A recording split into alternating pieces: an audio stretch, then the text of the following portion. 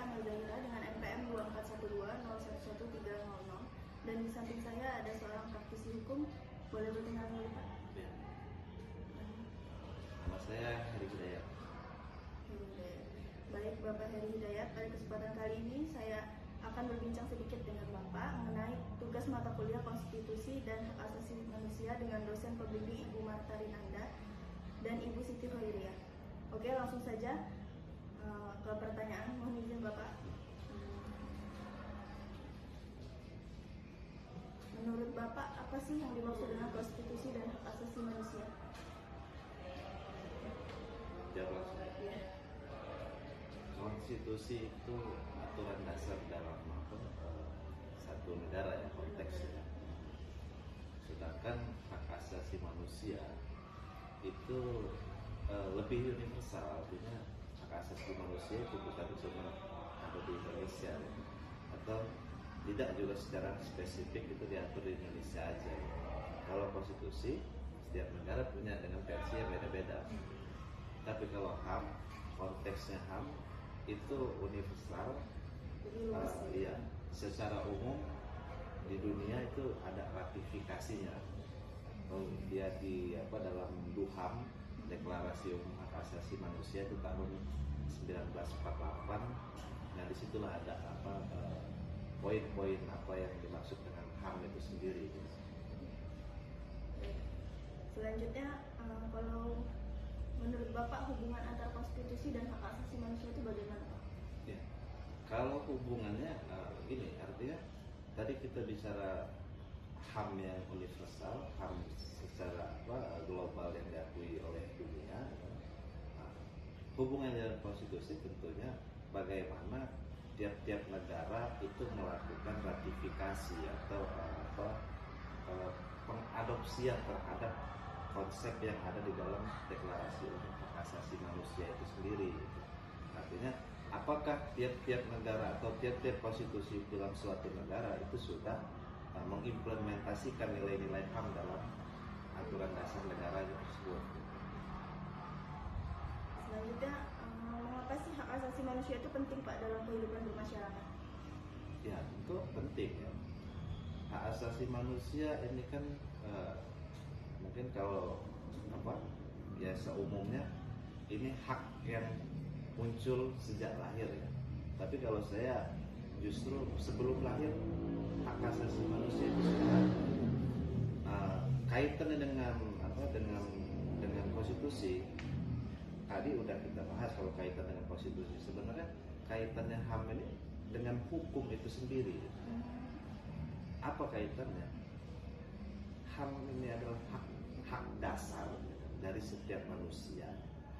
Hukum itu adalah alat yang berfungsi untuk melindungi daripada hak-hak dasar itu sendiri.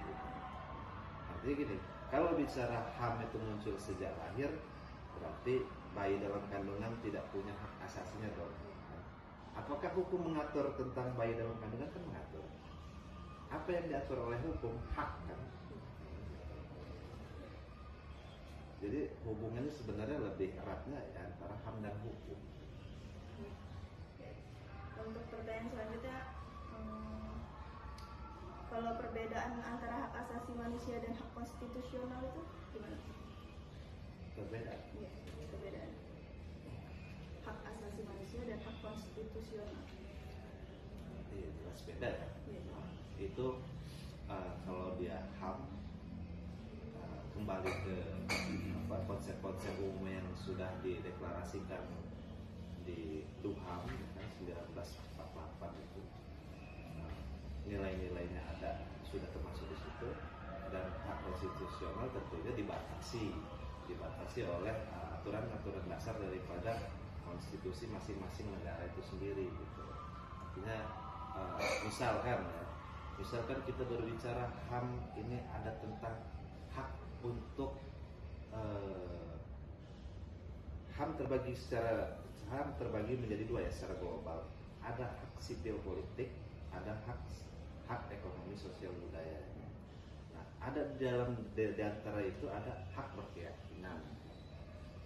Ada hak untuk berkeyakinan. Jadi Setiap individu itu memiliki hak untuk berkeyakinannya sendiri. Misalkan saya berkeyakinan untuk memeluk agama Z, sedangkan itu tidak diatur di Indonesia. Di Indonesia hanya mengatur agama 1, 2, 3, 4, 5, 6 misalnya, gitu. Jadi kalau yang terakhir ya Pak, Iya. kan Bapak sebagai praktisi hukum itu pernah nggak Bapak menangani kasus mengenai hak asasi manusia? Contohnya gimana sih Pak? Pernah. Sebagai praktisi apa sebagai orang yang berkecimpung dalam dunia hukum, kita pernah menangani kasus HAM, cuma bukan yang untuk persoalan untuk persoalan perorangan. Kita lebih sering untuk menangani persoalan kelompok. Artinya misalkan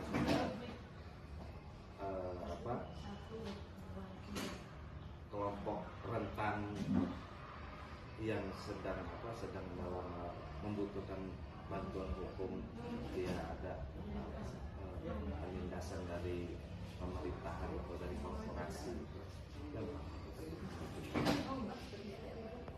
Oke, baik, kita sudah sampai di akhir diskusi pada hari ini. Dari obrolan bersama Bapak Heri, kita bisa melihat dengan lebih jelas bagaimana konstitusi memainkan peran penting sebagai landasan hukum tertinggi dalam kehidupan bernegara. Jadi tidak hanya menjadi dasar dalam praktik hukum, konstitusi juga berfungsi sebagai alat ya Pak, perlindungan hak-hak warga negara.